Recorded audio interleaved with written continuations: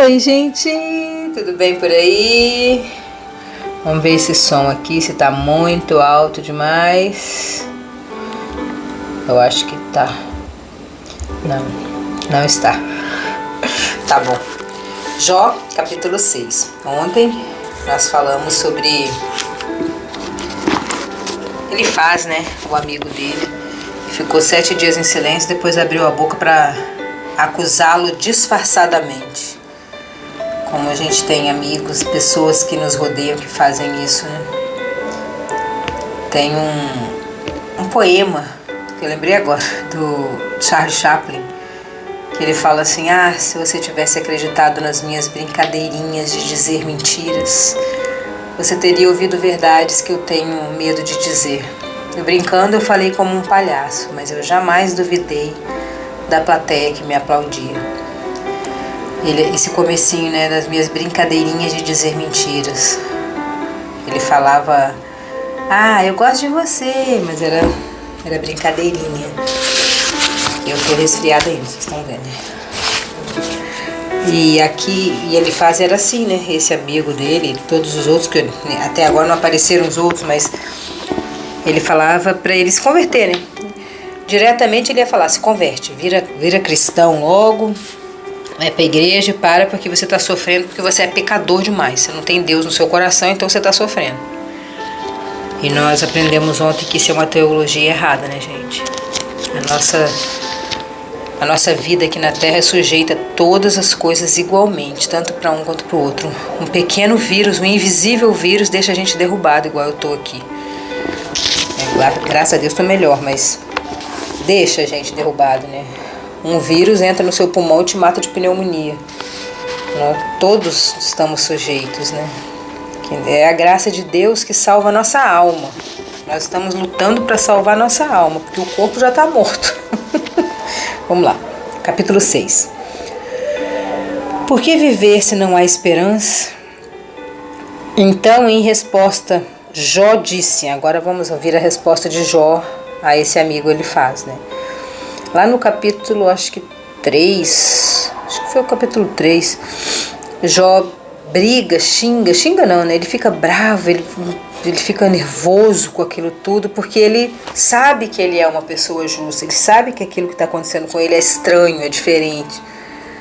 Aí vem Elifaz aí nesses capítulos que a gente leu atrás e fala para ele se converter, para ele conhecer um Deus muito bonzinho, um Deus muito maravilhoso, que só quem se converte que tem.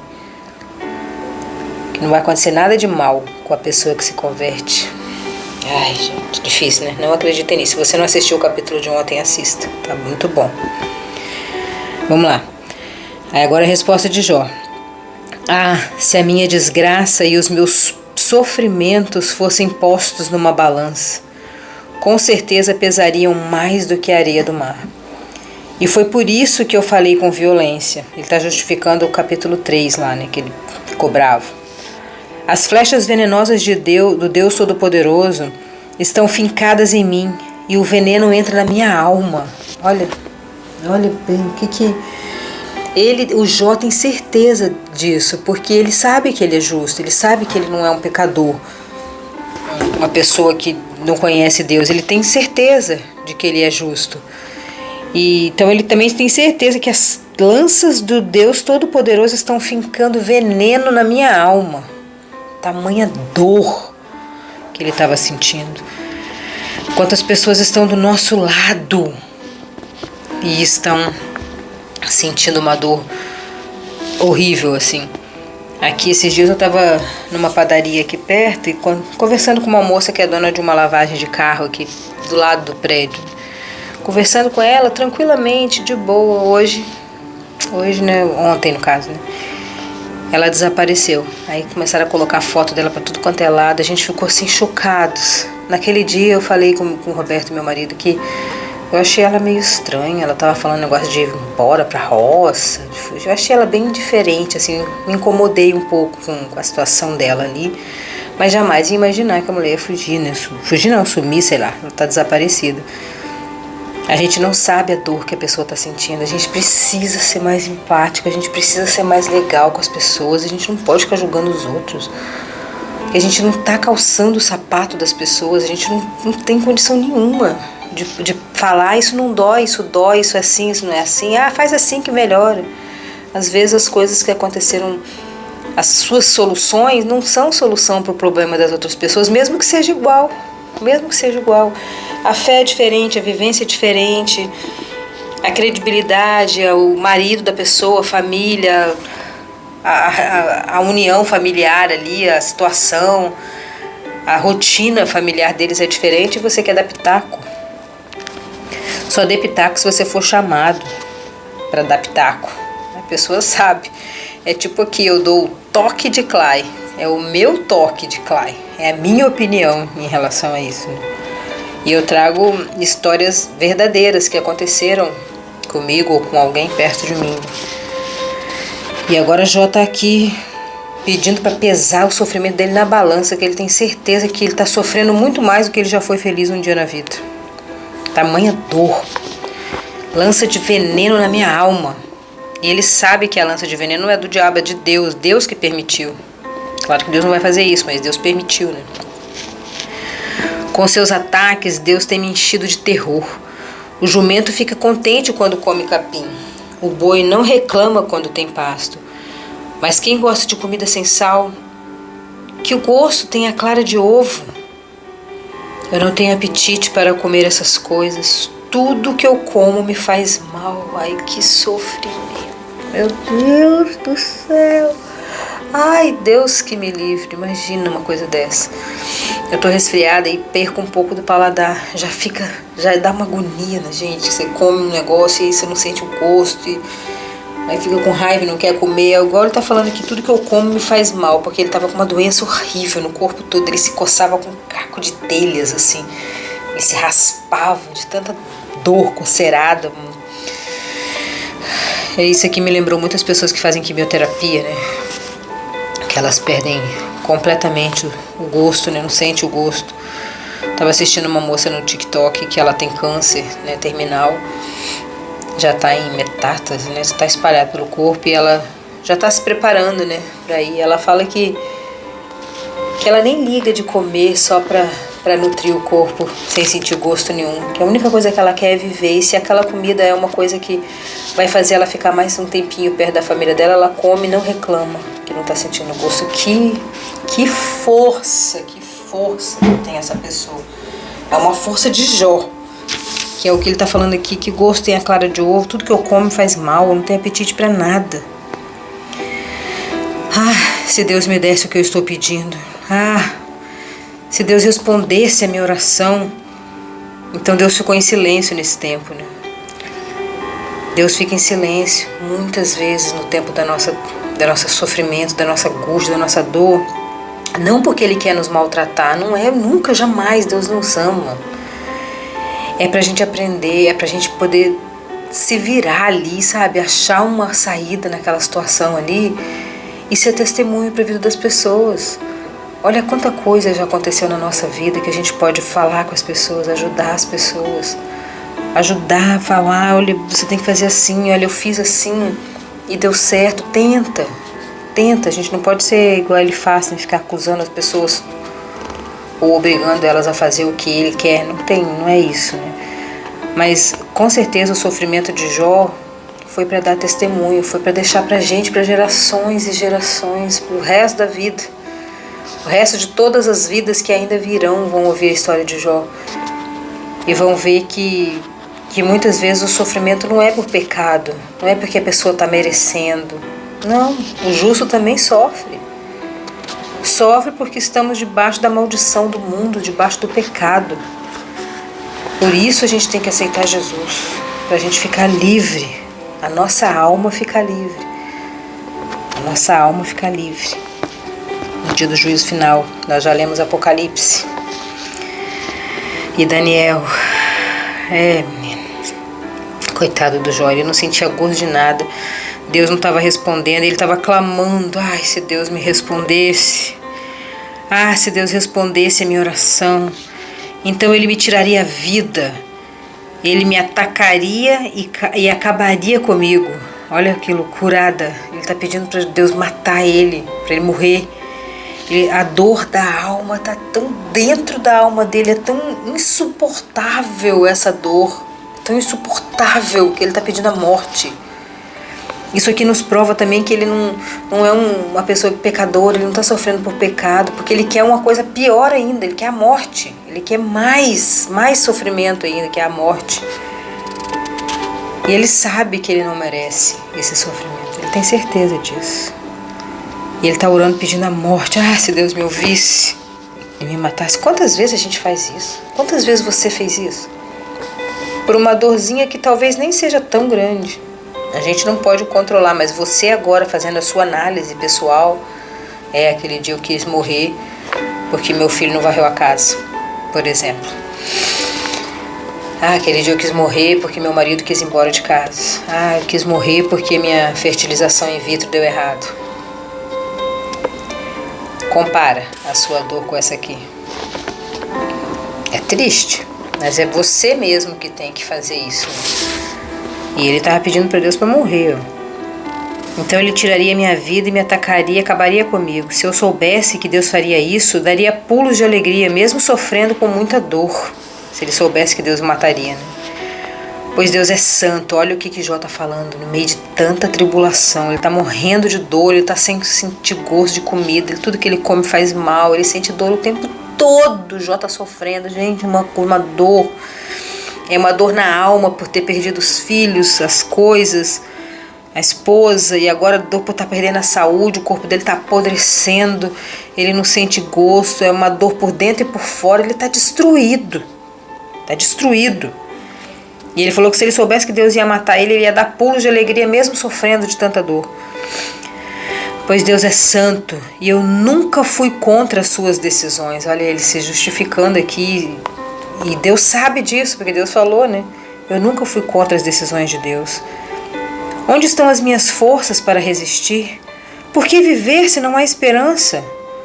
Será que sou forte como uma pedra? Será que o meu corpo é de bronze? Não sou capaz de me ajudar a mim mesmo. Não há ninguém que me socorra. Uma pessoa desesperada merece compaixão dos seus amigos. Agora ele vai falar dos amigos. Vou repetir esse versículo de Jó. Uma pessoa desesperada, ela merece compaixão dos amigos. Mesmo que tenha deixado de temer ao Deus Todo-Poderoso, mesmo que tenha saído da sua igreja, mesmo que esteja desviado, mesmo que não queira mais saber de nada, mesmo que está em uma depressão horrorosa, as pessoas desesperadas precisam e merecem o apoio, a compaixão, a empatia dos amigos. Observem que a Bíblia diz amigos, não diz nem família. Amigos. Nós temos que ser amigos das pessoas, nós temos que abrir o nosso coração e ter empatia com a dor do próximo. Elifaz estava acusando horrivelmente Jó ali, nós sabemos que Jó não merecia. Porque graças a Deus estamos desse lado da história, mas o seu vizinho ali está na mesma história que você e você está acusando ele. Você está julgando a dor dele como fraca. Eu sofro muito mais que ele. Gente chata quando você começa a falar uma dor, um problema seu, que a pessoa fala, mas eu também tenho, mas o meu é mais, não sei o quê. Você fala, eu quebrei o dedinho do pé, mas eu quebrei a perna e os 2 braços. Aí começa. Aí você não percebe nenhum tipo de empatia com a sua dor do dedinho. A pessoa quer falar do problema dela, da confusão dela, da vida dela e não quer saber de ter compaixão pela tua. Isso é feio. Isso é triste. Vamos mudar, vamos melhorar a partir de nós. Versículo 15. Ele está clamando por ajuda de amigos, por compaixão de amigos. Uma pessoa desesperada merece compaixão dos amigos. Mas eu não pude contar com vocês, meus amigos, que me desapontaram como um riacho que seca no verão, na hora que ele mais precisa, na hora que ele está com a dor mais imensurável. Os amigos estão falando para ele, se converte, hein? Estão dando um baile de teologia nele, ao invés de dar um baile de compaixão, de empatia, de amor. Ao invés de dar um abraço e ficar quieto ali, tipo, tá, eu tô aqui com você, não. Você precisa se converter porque Deus é muito bom, Deus é lindo, maravilhoso, Deus salva pessoas, Deus dá dinheiro para todo mundo, e Deus é isso, Deus é... Teologia barata. Teologia certa muitas vezes, mas no momento errado, da forma errada, com o tom errado. Quantas vezes? Quem nunca passou por um teólogo desse, que fica teologando na nossa cabeça? Mas eu não pude contar com vocês, meus amigos, que me decepcionaram como um riacho que seca no verão. Primeiro ele está cheio de gelo e de neve, mas depois ele vira água e vai sumindo no calor, até que no fim o seu leito fica seco e duro. As caravanas se perdem procurando água, avançam pelo deserto e ali elas morrem. Aquelas que vêm de Temá e de Sabá procuram os ribeirões cheios de esperança. Porém, quando chegam, todos ficam desapontados. E a sua esperança morre ali. Vocês não são como esses ribeiros. Vocês veem a minha miséria e ficam com medo. Por acaso eu pedi a vocês que me dessem alguma coisa? Ou que me oferecessem um presente? Será que pedi que me salvassem de um inimigo? Ou que me livrasse das mãos de um bandido? Jó se revolta. Vou baixar um pouco esse volume aqui. Eu estou invocada. Jó se revolta, né? Ele tá... Eu estou te pedindo alguma coisa, ele não está pedindo. Ele só quer a companhia, ele só quer a empatia. A pessoa que está sofrendo, ela só quer ser compreendida, ser ouvida. É uma... Como é que fala? É uma audição... Esqueci a palavra que os psicólogos usam. Mas é assim, é você conversar com a pessoa ouvindo. Tente conversar ouvindo. Não fique atropelando, falando que você está sofrendo mais que a pessoa, não, porque não importa. Se você acha que o seu sofrimento é maior que o dos outros, você está lá para consolar, está lá para ter empatia. Sua hora também chega e quando você precisar, essa pessoa vai te retribuir com uma escuta verdadeira, com uma escuta original, com uma escuta de amor, de empatia, sabe? Que você fica ali escutando e incentivando a pessoa a falar, desabafar. Ai, é difícil achar essa pessoa. Vamos ser nós essas pessoas. Ensine-me e eu ficarei calado. Não me condenem. Mostrem os erros que eu cometi. Ele afronta, né? Ele confronta os amigos, porque os amigos conhecem ele, né? Mostre-me onde eu pequei, onde eu errei. Quem fala a verdade convence. Está grifado aqui na minha Bíblia esse versículo. Quem fala a verdade convence. Porque é a verdade, né? Mas a acusação de vocês não prova nada. Eles estão acusando ele de ser desviado, de estar longe de Deus, que ele precisa se converter. Ensine-me e eu ficarei calado. Mostrem onde eu cometi os erros. Quem fala a verdade convence. Mas a acusação de vocês não prova nada. Será que vocês querem criticar o que eu digo? Querem tratar as palavras de um homem desesperado como se fossem vento? Não estão dando ouvidos à voz dele, a voz que está clamando, a voz do sofrimento, da angústia, da dor que está dentro dele. Eles não estão ouvindo. Eles estão só querendo falar, pregar bonito, fazer uma teologia chique, mostrar que sabem a Bíblia de ponta cabeça, de cor, todos os versículos da Bíblia, de como Deus é bom. E a pessoa está ali definhando do lado dele, padecendo, precisando só de um abraço, só de um ouvido para falar daquela dor. E a pessoa está ali, ó, latindo, sem parar do lado, palavras belíssimas e vazias. E ele fala aqui, né, das palavras vazias, cadê? Ai, é difícil, mas as acusações de vocês não valem nada, não provam nada.